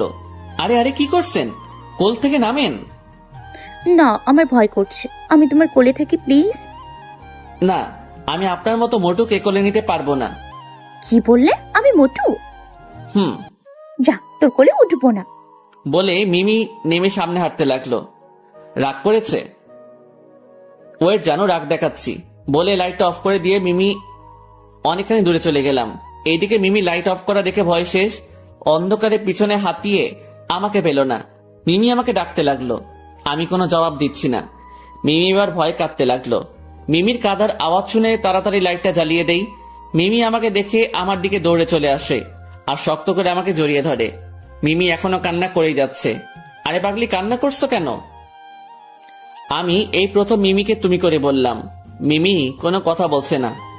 কি হলো, কথা বলছো না কেন? জানো তোমাকে এইখানে কেন এনেছি? কেন? তোমার সাথে রোম্যান্স করার জন্য। আমার কথা শুনে মিমি আমার দিকে তাকালো। আমি এইবার আর কিছু না বলে মিমিকে জড়িয়ে ধরে কিস করতে লাগলাম। মিমি আমাকে ছাড়ানোর চেষ্টা করতে লাগলো, কিন্তু পারলো না। আমি কিস করে যাচ্ছি। বেশিক্ষণ পরে মিমিও আমার সাথে রেসপন্স দিতে লাগলো। আমি পিছনে, মিমি আগে। আমরা কিস করতে করতে এগোতে লাগলাম। হঠাৎ কিসের সাথে পা বেঁধে পড়ে গেলাম। মিমি নিচে আর আমি ওপরে। কিন্তু অদ্ভুত বিষয়, আমাদের কারো লাগলো না। তাই আমি ফোনটা বের করে লাইট জ্বালিয়ে যা দেখলাম তা দেখে আমি আর মিমি পুরাই অবাক।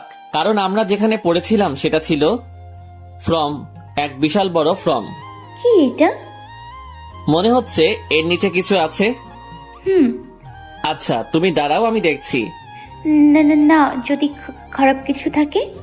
আরে পাগলি, তুমি দাঁড়িয়ে থাকো, আমি দেখছি। তবে সাবধান। তারপর আমার ফোনটা মিমির হাতে দিয়ে ফর্মটা উঠিয়ে দেখলাম অনেকগুলো কার্টুনের প্যাকেট। কি এগুলো? আচ্ছা দাঁড়াও, দিচ্ছি। বলে প্যাকেট খুলে দেখলাম। এতগুলো ওষুধ এখানে কেন? সেটা তো আমিও বুঝতে পারছি না। আমার ভীষণ ভয় লাগছে, চলো এখান থেকে। দাঁড়াও, আচ্ছা এই ওষুধ যদি সরকারি হতো তাহলে এইখানে থাকতো না, আবার যদিও ভালো হতো তাহলে এইখানে থাকতো না। আমার মনে হচ্ছে এই ওষুধ ব্ল্যাক ওষুধ, আর এই ওষুধ মানুষের ভালোর জন্য নয়। সিয়াম চলো প্লিজ, আর এখানে থাকা যাবে না। মিমি আমাকে পিছনে থেকে ভয়ে আমার শার্ট ধরে আছে। আমি বুঝলাম মিমি ভয় পাচ্ছে, তাই আর ওখানে না দাঁড়িয়ে চলে আসলাম। আর আসার সময় ওষুধের একটা বক্স নিয়ে আসলাম। মিমিকে তার বাসায় নিয়ে গেলাম। কোথায় যাবে এখন? এই বক্সটা নিয়ে আমার ছোট কাকুর কাছে যাব। যেখানেই যাও ভালোভাবে যাবে। জি ম্যাডাম। ওই শোনো। আমি কিছু বুঝে ওঠার আগেই মিমি আমার কপালে একটা কিস করে দৌড়ে তার বাড়ির মধ্যে চলে গেল। কি সাহস হে বাবা, ওর বাসার সামনে ও আমাকে কিস করছে।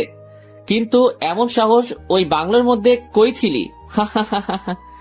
তারপরে আমি হাসতে হাসতে ওইখানে থেকে চলে আসলাম কাকুর হাসপাতালে। দিয়ে দেখলাম কাকু তার রুমে বসে আছে। আসসালামু আলাইকুম কাকু। ওয়ালাইকুম আসসালাম। সিয়াম, তুমি এখন কিছু বলবে নাকি? জি কাকু, একটা ওষুধ দেখানোর জন্য এসেছি। মানে? এই যে। তারপর আমি ওষুধের বক্সটা কাকুর হাতে দিলাম। কাকু কিছুক্ষণ ওষুধের বক্সটা ভালো করে দেখে বলল, ওহ মাই গড, এই ওষুধ তুমি কোথায় পেলে? কেন কাকু, কি হয়েছে? আগে বলো, এই ওষুধ কোথায় পেয়েছো? একটা বাংলোর মধ্যে। তারপরে কাকুকে সব খুলে বললাম। এটা কি বিষাক্ত ওষুধ সেটা তুমি জানো? না, কি এই ওষুধ? এটা সাধারণত অপারেশনের সময় ব্যবহার করে। রোগী যখন অজ্ঞান থাকে তখন এই ওষুধটা রোগীর শরীরে ইনজেকশনের মাধ্যমে দেওয়া হয়। শরীরে গেলে কি হয়? যে রোগী শরীরে দেওয়া হয় সেই রোগীর সাথে সাথে ওইখানেই মারা যায়। কিন্তু এটা করে তাদের লাভ কি? তাদের অনেক লাভ আছে। রুগীর কিডনি, কলিজা, হৃৎপিণ্ড, চোখ আরও অনেক কিছু পাওয়ার জন্য। মানে? মনে হচ্ছে ওই ওষুধ দেওয়ার পর রুগী মারা যায়, কিন্তু রুগীর এইসব জিনিসগুলো 1 সপ্তাহ ঠিক থাকে। হোয়াট? কি বলছেন কাকু এইসব? যা সত্যি তাই বলছি। আমি অবাক হয়ে গেলাম। তার মানে অপারেশন রুম থেকে বের হয়ে রোগীর পরিবারকে বলে রোগী মারা গেছে আর রোগীকে নিয়ে মর্গে চলে যায়। এমনি হবে হয়তো। তার মানে আমি শিওর এটা কোনো হাসপাতালে হচ্ছে। তুমি কিভাবে জানলে? তারপরে কাকুকে সব খুলে বললাম। তাহলে আমাদের এখনই আইনের কাছে সাপোর্ট লাগবে। কিন্তু এখনো দেরি আছে। মানে আমি দেখতে চাচ্ছি এদের লিঙ্ক কত বড়। আচ্ছা, যাই করবে সাবধানে। আর একটা কথা, যত তাড়াতাড়ি সম্ভব শুরু করো, না হলে সাধারণ মানুষ ওইখানে গেলে শুধু মরতেই থাকবে। জি কাকু। তো মিস্টার সিআইডি সিয়াম, আমাদের বাসায় আর যাওয়া হয় না কেন? আসলে কাকু অনেক ব্যস্ত থাকি তো তাই। তোমার কাকি তোমাকে যেতে বলেছে? আচ্ছা, একদিন সময় করে যাব। আচ্ছা। তারপরে ওইখান থেকে চলে আসলাম আব্বুর কাছে, মানে পুলিশ স্টেশনে। আব্বুর রুমে ঢুকে দেখলাম আব্বু নেই। থুক্কু, এখন আব্বু বলা যাবে না। তারপরে হাবিলদার চাচাকে জিজ্ঞাসা করলাম স্যার কোথায়। হাবিলদার চাচা বলল স্যার ভিতরে আছে। তাই আমিও ভিতরে গিয়ে দেখলাম একটা ছেলেকে উড়ুধুরু পিটাচ্ছে। স্যার ওনাকে এভাবে মারছেন কেন? তারপরে স্যার যা বলল তা শুনে পুরাই অবাক হয়ে গেলাম। কি হয়েছে স্যার? ওনার কাছে একটা ডোজ পেয়েছি। কি ডোজ? এটা এমন এক ভাইরাস যেটার যদি মুক্ত জায়গা বা পানির মধ্যে দেওয়া যায়, তাহলে এই মারাত্মক ভয়াবহ বিষ পান করলে বা নিঃশ্বাসের সাথে মিশে গেলে মানুষ সাথে সাথেই মারা যাবে। কি হচ্ছে এইসব? কিছুই তো বুঝছি না। আমিও একটা ওষুধ পেয়েছি। কি বলছো? কি ওষুধ? তারপরে আমি সব খুলে বললাম। যা করার তাড়াতাড়ি করতে হবে। এইভাবে চললে কিছুদিনের মধ্যে সারা দেশের মানুষ ধ্বংস হয়ে যাবে, আর বেঁচে থাকবে না, কেউ বেঁচে থাকবে না। আর ডাক্তারদের কিংবা আইনের প্রতি কারো বিশ্বাসও থাকবে না। জি, যত তাড়াতাড়ি সম্ভব আমি দেখছি। Okay sir. তারপরে স্যার চলে গেল। এইদিকে আমি ওই লোকটির সামনে গেলাম। লোকটি আমার থেকে বড়, আব্বুর বয়সী, তাই আঙ্কেল বলেই ডাকলাম। আঙ্কেল, আপনি সত্যি করে বলেন তো এই ভাইরাস কোথায় পেয়েছেন? জানি না। দেখেন, আপনি এই দেশের নাগরিক, আমরাও এই দেশের নাগরিক, আর আপনি আমি কেউ চাই না যে আমাদের দেশের ক্ষতি হোক। কিন্তু আমি এখন চাই। কিন্তু কেন? এই দেশের নাগরিক হওয়ার জন্য আজ আমি নিঃস্ব হয়ে গেছি। কিভাবে? আজ থেকে 10 বছর আগের কথা। আমি বাংলাদেশের নামকরা সায়েন্টিস্ট ছিলাম। আমার কাজ ছিল শুধুমাত্র মানুষের ভালো করা, আর মানুষ কিভাবে কি করলে তাদের কল্যাণ হবে সেটা নিয়ে পড়ে থাকা। একদিন কৃষকের কথা ভেবে, তাদের কথা চিন্তা করে অনেক কষ্টে প্রায় 2 মাস ধরে একটা বীজ তৈরি করেছিলাম, যেন কোনো কৃষকদের এত কষ্টের ফসল যেন বিফলে না যায়। সেই বীজের সাথে একটা অ্যান্টিডোজও বানিয়েছিলাম। সেটা ছিল মানুষের কাছে ভাইরাসের মতো, কিন্তু সেটা বীজের জন্য উপযুক্ত ছিল। কিন্তু একদিন হঠাৎ কি থেকে যেন কি হয়ে গেল, কিছুই বুঝলাম না। আমি বাসা থেকে ল্যাবে গিয়ে দেখলাম সবকিছু এলোমেলো হয়ে আছে, সবকিছু ভেঙে পড়ে আছে। কিন্তু তার থেকে বেশি অবাক হলাম, আমার ফর্মুলা একটাও নেই। তখন টিভিতে দেখলাম আমার তৈরি বীজের ফর্মুলা দিয়ে আমার ছোট্ট কালের বন্ধু স্বীকৃতি পেয়ে গেল, আর ফর্মুলা দ্বিতীয়টা আমি তৈরি করেছি, আর সেটা মানুষের খারাপের জন্য করেছে। এটা বলার কারণে আমাকে পুলিশে ধরে নিয়ে গেল। সেদিন আমি অনেক বলেছিলাম পুলিশ কমিশনারকে, কিন্তু সে আমার কথা শোনেনি, বরং তিনিও আমার বন্ধুর সাথে মিলেছিল। তখন থেকে আমি প্রতিজ্ঞা করি যে আমি আর কারোর ভালোর জন্য কিচ্ছু করব না, এমন কিছু করব যেটার জন্য এই দেশের সবার ক্ষতি হয়। আচ্ছা, মানলাম আপনারা সাথে অন্যায় করা হয়েছে, আর এই ভাইরাসে যদি আপনারও কোনো ক্ষতি হয়? আমার কিছু হইবে না, কারণ আমার কাছে এর ইন্ট্রোডোজ আছে। আমরা তো এখন চাইলে আবার আমাদের দেশটাকে রক্ষা করতে পারি। সেটা কি করে করব? করেও কি আমার আগের দিনগুলো ফিরে আনতে পারবো? না, তবে সরকার থেকে পুরস্কারের ব্যবস্থা করে দিব। সত্যি? কিন্তু আমার এই ফর্মুলার দ্বিতীয়টা নিয়ে নেয় আমার ওই বন্ধু। তাহলে এখন কি হবে? আমার কাছে ইন্ট্রোডোজ আছে, সেটা দিয়ে আমি সবকিছু ঠিক করতে পারবো। তাহলে এখনই চলেন। তারপরে চলে গেলাম তার সেই বন্ধুর কাছে, আর তাকে পেয়েও গেলাম। ওই লোকটিকে দেখার সাথে সাথে আমার সাথে আসা লোকটি ওর কাছে দৌড়ে গিয়ে একটা ঘুষি মেরে তাকে মাটিতে ফেলে দিল। এই বছরের রাগ তার জন্য। কিন্তু ওনাকে কিছু করতে দিলে হবে না, যা করার আমাকেই করতে হবে। আমি ওনার সামনে গিয়ে বললাম, আপনি এই দেশের মানুষ হয়ে এত জঘন্য কাজ কিভাবে করতে পারলেন? দেশ দেশ দিয়ে কি করব? আজ রাতে আমরা এই দেশ ছেড়ে চলে যাব। লজ্জা করে না এই দেশের নাগরিক হয়ে এই কথা বলতে? নাগরিক হয়ে কি করব? এই দেশের বিনিময়ে পেয়েছি কোটি কোটি টাকা। এতদিন শুধু স্বপ্নই রেখে গেছেন, আজ বুঝবেন এই দেশে সচেতন নাগরিক কি করতে পারে। তুই একটা পিচ্চি পোলা হয়ে আমাদের কি করবি? দেশ রক্ষা করতে ছোট বড় দেখা লাগে না, দেশের প্রতি মায়া, মমতা, ভালোবাসা আর দায়িত্ব থাকলেই হয়। এইসব দিয়ে তুই কিছুই করতে পারবি না। বলেই ওই লোকটা পিস্তল বের করে আমাদের দিকে গুলি মারলো। আমি বসে পড়াতে আমার কিছুই হয়নি, কিন্তু আমার পিছনে আমার সাথে আসা সেই লোকটির হাতে গুলি লাগে আর সে ওইখানে বসে পড়ে। এটা দেখে আমার মাথা চরম পর্যায়ে চলে গেল। আমিও পেছন থেকে পিস্তলটা বের করে ওর পায়ে গুলি করলাম। ওর পায়ে গুলি লাগতেই ও চিৎকার করে বসে পড়লো। আমি ওই লোকটির কাছে দৌড়ে গিয়ে টেনে একটা চড় দিলাম। যতই আমার বড় হোক, কিন্তু আইনের কাছে অপরাধী সমান। যাই হোক, তারপরে তাদের হাসপাতালে নিয়ে ভর্তি করিয়ে দিলাম আর বাইরে করা সিকিউরিটি দিয়ে রাখলাম। এইদিকে রাত হয়ে গেল। রাত 11টার পরে হাসপাতালে একটু নির্জন হয়ে গেল। সেই সুযোগে আমি হাসপাতালের ভিতরে গিয়ে রাজকে সাথে নিয়ে মর্গে গেলাম। মর্গের সামনে আসতে, রাজ তুমি এখানে দাঁড়িয়ে থাকো, আমি ভিতরে গিয়ে দেখে আসছি। ওকে ভাইয়া। আর কেউ আসলে আমাকে আগে বলে দিবে। জি ভাইয়া, আপনি যান। তারপরে আমি ভিতরে চলে গেলাম। ভিতরে লাইট বের করে একটা লাশের শরীরের চাদর খুলে দেখলাম। তার সারা বুকে সেলাই করা আর সারা শরীরে রক্ত বেঁধে আছে। আর চোখের দিকে তাকিয়ে দেখলাম চোখও নেই। এইটা দেখে কি করবো সেটা বুঝতে পারছি না। ওইখানে আর না থেকে বাইরে চলে আসলাম। কি হয়েছে ভাইয়া, এখন কি করবেন? আর বসে থাকা যাবে না, অনেক হয়েছে আর নয়। তুমি এখনই এইখানে গিয়ে এইগুলো নিয়ে পাশের হাসপাতালে নিয়ে আসো। জি ভাইয়া। তারপরে রাত চলে গেল আর আমিও পাশের হাসপাতালে চলে গেলাম। ওনাদের কাছে কেবিনে ঢুকে দেখলাম পরে ধরা লোকটি বসে বসে আপেল খাচ্ছে। আমাকে দেখে বলল, আরে ছোট বাবা, তোমাকে তো খুঁজছি। ইস, এখানে ভর্তি করে আমাকে খুব ভালো করেছো। লোকটি হাসতে হাসতে বলল। এইটা দেখে আমার মাথা পুরো আগুন হয়ে গেল। আশেপাশে তাকিয়ে দেখলাম কিছু নেই। তখন আমার পিছনে থাকা পিস্তলটা বের করে পিস্তলের উল্টা পিঠ দিয়ে তার মাথার উপর বসিয়ে দিলাম। ওর মাথা বাড়ি দেওয়ার সাথে সাথে ওর মাথা ফেটে রক্ত বের হচ্ছে। এর মধ্যেই রুমের মধ্যে নার্স ঢুকলো। এ কি করছেন? রোগীর সমস্যা হবে তো। কিছু হবে না। কে আপনি? বলে যে চিৎকার করতে যাবে তার আগে আমি বললাম, ওই চুপ, একটা শব্দ করলে এটা দিয়ে মাথার খুলি উড়িয়ে দিব। পিস্তলটা ওই নার্সের মাথায় ধরে বললাম। পিস্তল দেখে নার্সের মুখ দিয়ে কোনো কথা বের হচ্ছে না, বরং ভয় কাঁপতে লাগলো। এবার আমি ওই লোকটিকে বললাম, এবার বল তোর সাথে থাকা পার্টনারের নাম। মরে গেলেও বলবো না। তোকে তো বলাই লাগবে। আর তোর সাথে যে থাকে সে যে পাশের হাসপাতালের কোনো ডাক্তার, এটা ভালো করে জেনে গেছি। শুধু জানিস পাশের হাসপাতালের কেউ, কিন্তু কে সেটা তো জানিস না। লোকটির হাসা দেখে আবার মাথা গরম হয়ে গেল। একে দেশে নাগরিক হয়ে এইসব করে বেড়াচ্ছে, আবার মানুষের জীবন নিয়ে খেলছে। নার্সের হাতে দেখলাম অপারেশন প্লেট। ওর ভিতর থেকে কেঁচো আর ইঞ্জেকশন নিয়ে ইঞ্জেকশনটা ওর হাতের মধ্যে ঢুকিয়ে দিলাম আর কেঁচোটা ওর গালের মধ্যে ঢুকিয়ে দিলাম। সাথে সাথে তার গাল ফুটো হয়ে কেঁচো বেরোতে চলে গেল। লোকটি গোংড়াতে লাগলো। এটা দেখে নার্স ঠাস করে ওইখানেই পড়ে গেল।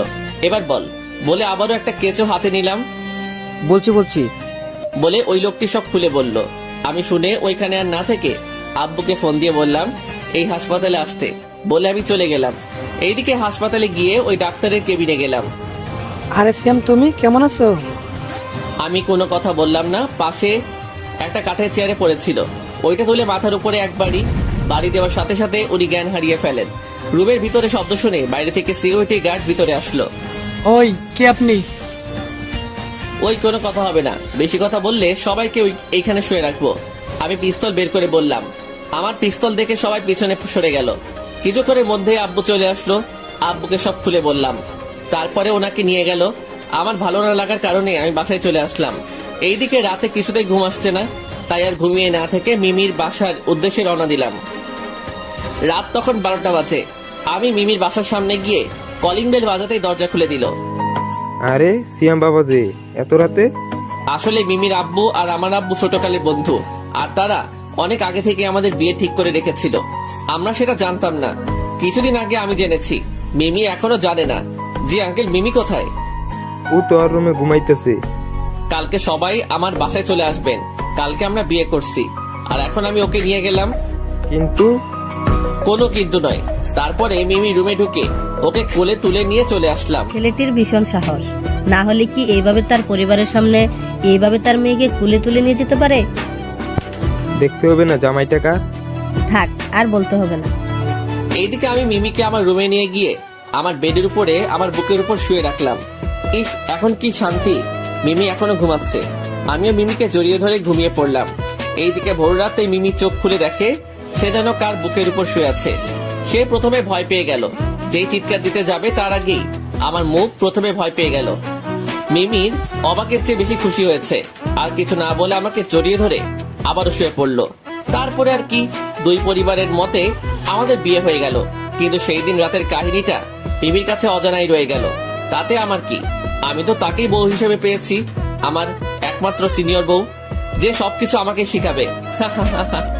এই যে বর সাহেব, এত না হেসে সেই দিনের ঘটনা খুলে বলেন। সেটা তো বলা যাবে না। প্লিজ প্লিজ বলো না, খুব শুনতে ইচ্ছে করছে। সেটা না হয় পরবর্তীতে শুনবে। ঠিক আছে, তাহলে বলতে হবে না কিন্তু। প্রমিস। তাহলে আমাদের ভালোবাসাটা হলো সিনিয়র বউয়ের ভালোবাসা। আর আমাদের এই ফিল্মের ডায়লগটা কি বলো তো? কেন? সিনিয়ররা সব বুঝে। এই হাসাহাসি পরে চলো চলো বাসরটা সেরে ফেলি। সেটা না হয় পরবর্তীর জন্যই রয়ে গেল।